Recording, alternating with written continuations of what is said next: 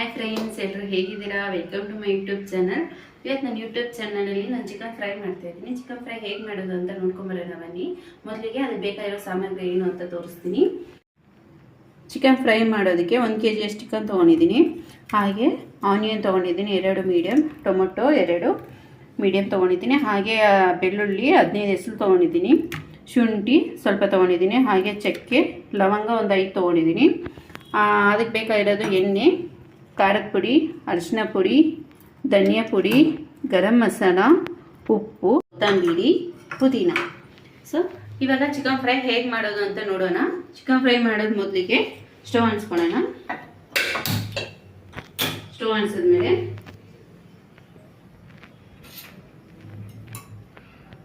ಎಣ್ಣೆ ಒಂದು 4 table spoon ಅಷ್ಟು ಹಾಕ್ಕೊಳ್ಳಿ. 4 ರಿಂದ 5 ಹಾಕ್ಕೊಳ್ಳಿ.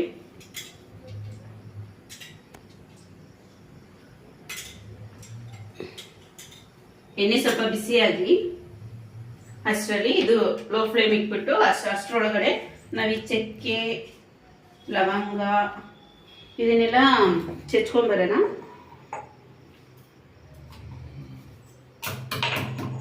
ಹಾಗೆ ಚಕ್ಕೆ ಲವಂಗ ಎಲ್ಲ ಹಾಕ್ಬೋದು, ಬಟ್ ಟೇಸ್ಟು ಡಿಫ್ರೆಂಟ್ ಆಗಿರುತ್ತೆ. ನೀವು ಒಂದ್ಸಲ ಈ ಥರ ಕುಟ್ಟಿ ಟೇಸ್ಟ್ ನೋಡಿ ಎಷ್ಟು ಚೆನ್ನಾಗಿರುತ್ತೆ ಅಂತ ನೀವೇ ಹೇಳ್ತೀರಾ. ಸೊ ಬೆಳ್ಳುಳ್ಳಿ, ಚಕ್ಕೆ, ಲವಂಗ, ಶುಂಠಿ ಈ 4 ನಾನು ಜಜ್ಕೋತಾ ಇದ್ದೀನಿ.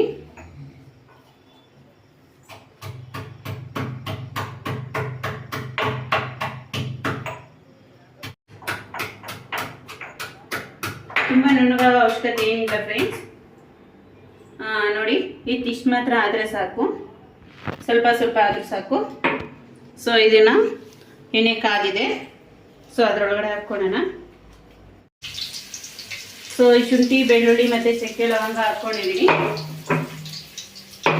ಅದನ್ನು ಹಾಕ್ಕೊಂಡು ಸ್ವಲ್ಪ ಫ್ರೈ ಮಾಡೋಣ.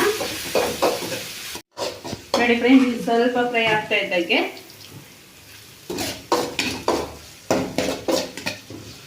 ಸೊ ಇದಕ್ಕೆ ಆನಿಯನ್ ಹಾಕ್ಕೊಳ್ಳೋಣ.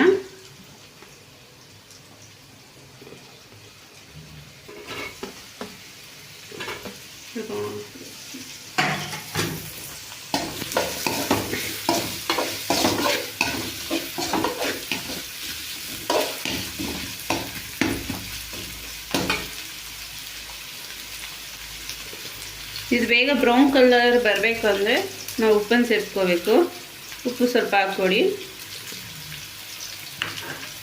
ಉಪ್ಪು ನೋಡ್ಕೊಂಡು ಹಾಕ್ಕೊಳ್ಳಿ. ಸ್ವಲ್ಪ ಬ್ರೌನ್ ಕಲರ್ವರೆಗೂ ಫ್ರೈ ಮಾಡೋಣ.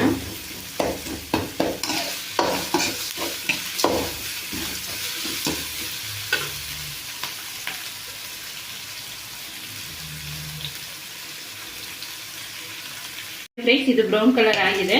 ಸೊ ಇದಕ್ಕೆ ನಾವು ಟೊಮೊಟೊ ಹಾಕ್ಕೊಳ್ಳೋಣ.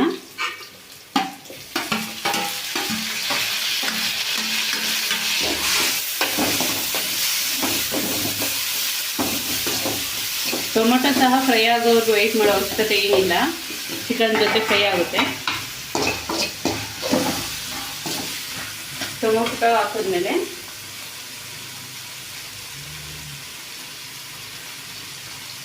ಒಂದು ಟೇಬಲ್ ಸ್ಪೂನ್ ಅಷ್ಟು ಅರಿಶಿನ ಹಾಕ್ತಾ ಇದ್ದೀನಿ.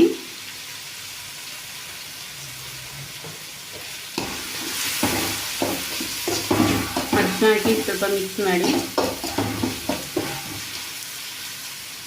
ಮಿಕ್ಸ್ ಆದ ತಕ್ಷಣ 1 kg ಚಿಕನ್ ತೊಗೊಂಡಿದ್ನಲ್ಲ ಅದನ್ನ ಇದ್ರ ಜೊತೆ ಹಾಕ್ಬಿಡೋಣ.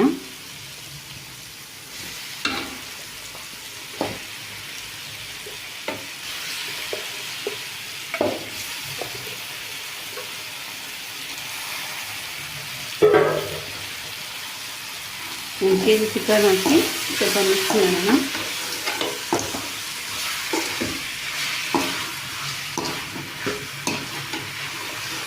ಚೆನ್ನಾಗಿ ಮಿಕ್ಸ್ ಮಾಡಿ. ಅರಿಶಿನ ಎಲ್ಲ ಕ್ಲೀನಾಗಿ ಚಿಕನ್ಗೆ ಆಗಬೇಕು. ಈ ಥರ ಚೆನ್ನಾಗಿ ಫ್ರೈ ಆದಮೇಲೆ ಮಿಕ್ಸ್ ಆದಮೇಲೆ ಸೊ ನಾವು ಆಗಲೇ ಉಪ್ಪು ಸ್ವಲ್ಪ ಹಾಕಿದ್ವಿ. ಇವಾಗ ರುಚಿಗೆ ಉಪ್ಪು ಎಷ್ಟು ಬೇಕಾಗುತ್ತೋ ಅಷ್ಟು ಇವಾಗಲೇ ಹಾಕ್ಕೊಡಿ. ನಾನು ಆವಾಗಲೇ ಸ್ವಲ್ಪ ಹಾಕಿದ್ದೆ, ಇವಾಗ ಸ್ವಲ್ಪ ಹಾಕ್ಕೊತಾ ಇದ್ದೀನಿ. ಈ ಥರ ಉಪ್ಪು ಹಾಕಿ ಸ್ವಲ್ಪ ಮಿಕ್ಸ್ ಮಾಡಿ ಮಾಡಿದ್ಮೇಲೆ ನಾವು ಇದನ್ನು ಒಂದು 10 ನಿಮಿಷ ಲೋ ಫ್ಲೇಮಲ್ಲಿ ಇಟ್ಬಿಟ್ಟು ಬೇಯಿಸೋಣ. ಹಾಗಾಗಿ ಚಿಕನ್ಗೆ ಉಪ್ಪು ಚೆನ್ನಾಗಿ ಹಿಡಿಯುತ್ತೆ. ಒಂದು 10 ನಿಮಿಷ ಬೇಯಕ್ಕೆ ಬಿಡೋಣ. ನೋಡಿ ಫ್ರೆಂಡ್ಸ್, 10 ನಿಮಿಷ ಆಗಿದೆ. ಇದು ಹೇಗಾಗಿದೆ ಅಂತ ನೋಡೋಣ ಬನ್ನಿ. ನೋಡಿ ಫ್ರೆಂಡ್ಸ್, ಈ ಥರ ವಾಟರ್ ಬಿಟ್ಕೊಂಡಿದೆಯಲ್ಲ, ಸೊ ಈ ಥರ ಬಿಟ್ಕೊಂಡ್ರೆ ಸಾಕು. Chicken almost 50% ಬೆಂದಂಗೆ. ನೋಡಿ ವಾಟರ್ ಕಾಣಿಸ್ತಾ ಇದೆ ಅನ್ಕೋತೀನಿ. ನೋಡಿ ವಾಟರ್ ಎಲ್ಲ ಬಿಟ್ಕೊಂಡಿದೆ. ಹೀಗೆ ಬಿಟ್ಟಿದ್ರೆ ಫುಲ್ ಡ್ರೈ ಆಗಿ ಹೋಗುತ್ತೆ.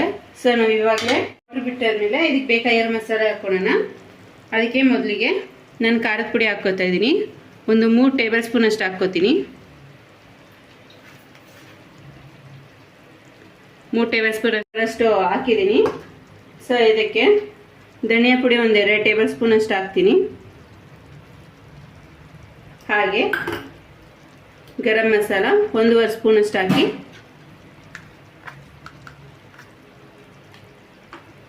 ಇಷ್ಟು ಹಾಕಿದ್ಮೇಲೆ ಒಂದ್ಸಲ ಮಿಕ್ಸ್ ಮಾಡ್ಕೋಬೇಕು. ಚೆನ್ನಾಗಿ ಮಿಕ್ಸ್ ಮಾಡ್ಕೊಳ್ಳಿ. ನಿಮಗೆ ಖಾರ ಜಾಸ್ತಿ ಬೇಕಂದರೆ ಇನ್ನೊಂದು ಸ್ಪೂನ್ ಖಾರ ಹಾಕ್ಕೊಳ್ಳಿ. ಖಾರ ಮೀಡಿಯಮ್ ಬೇಕಂದರೆ 3 ಸ್ಪೂನ್ ಸಾಕಾಗುತ್ತೆ 1 kgಗೆ. ನೋಡಿ ಫ್ರೆಂಡ್ಸ್, ಈ ಮಸಾಲೆ ಎಲ್ಲ ಹಾಕಿದ್ಮೇಲೆ ಚೆನ್ನಾಗಿ ಮಿಕ್ಸ್ ಮಾಡ್ಕೊಂಡ್ಮೇಲೆ ಇದಕ್ಕೆ ಒಂದು ಸ್ವಲ್ಪ ವಾಟರ್ ಮಿಕ್ಸ್ ಮಾಡ್ಕೊಳ್ಳೋಣ. ವಾಟರ್ ಒಂದು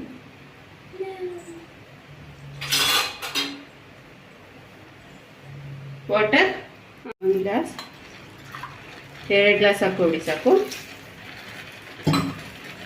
2 ಗ್ಲಾಸ್ ಆದಮೇಲೆ ಒಂದೊಂದ್ಸಲ ಮಿಕ್ಸ್ ಮಾಡಿ ಒಂದು 5 ನಿಮಿಷ ಹೈ ಫ್ಲೇಮಲ್ಲಿ ಬೇಯಿಸಿ, ಆಮೇಲೆ ಲೋ ಫ್ಲೇಮಲ್ಲಿ ಇಡೋಣ. ನೋಡಿ ಫ್ರೆಂಡ್ಸ್, 5 ಮಿನಿಟ್ಸ್ ನಾನು ಹೈ ಫ್ಲೇಮ್ ಇಟ್ಟು ಬೇಯಿಸಿದ್ದೀನಿ.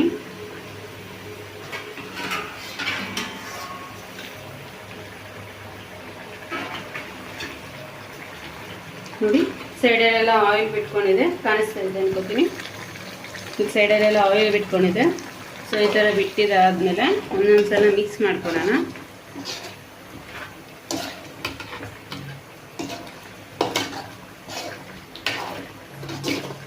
ಈ ಥರ ಮಿಕ್ಸ್ ಮಾಡಿ ಇದಕ್ಕೆ ಸ್ವಲ್ಪ ಪುದೀನ,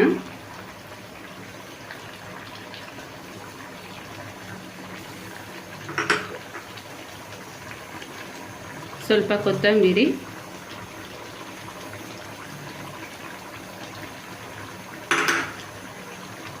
ಹಾಕಿ ಇನ್ನು ಸ್ವಲ್ಪ ಮಿಕ್ಸ್ ಮಾಡೋಣ.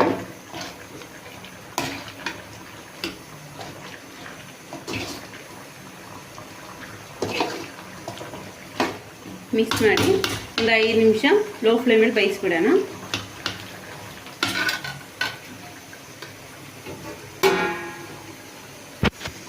ನಿಮಿಷ ಆಗಿದೆ ಲೋ ಫ್ಲೇಮಲ್ಲಿ ಬೇಯಿಸಿದ್ದು. ಸೊ ಅದು ಹೇಗಾಗಿದೆ ಅಂತ ನೋಡೋಣ ಬನ್ನಿ.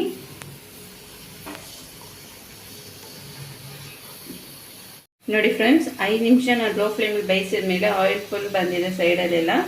ಸೊ ಇದನ್ನು ಇನ್ನೊಂದು ಸಲ ಮಿಕ್ಸ್ ಮಾಡ್ಕೊಳ್ಳೋಣ.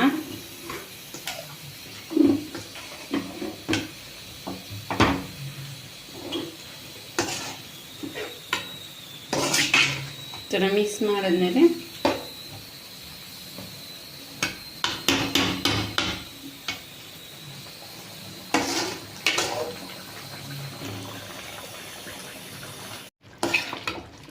ಒಂದ್ಸಲ ಮಿಕ್ಸ್ ಮಾಡಿ ಫೈನಲ್ ಟಚ್ ಆಗಿ ನಾವು ಕೊತ್ತಂಬರಿ ಹಾಕ್ಕೊಳ್ಳಿ.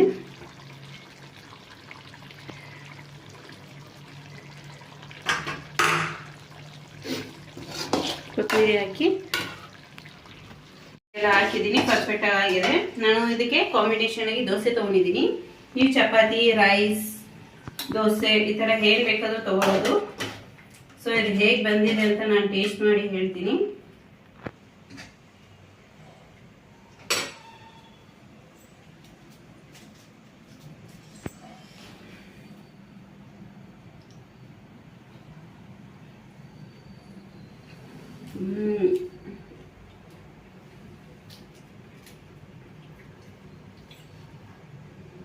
ದೋಸೆ ರೈಸ್ಗೆ ಕಾಂಬಿನೇಷನ್ ತುಂಬ ಚೆನ್ನಾಗಿರುತ್ತೆ. ನಿಮಗೆ ಈ ವಿಡಿಯೋ ಇಷ್ಟ ಆದರೆ ಲೈಕ್ ಮಾಡಿ, ಶೇರ್ ಮಾಡಿ, ಕಮೆಂಟ್ಸ್ ಮಾಡಿ. ಇದು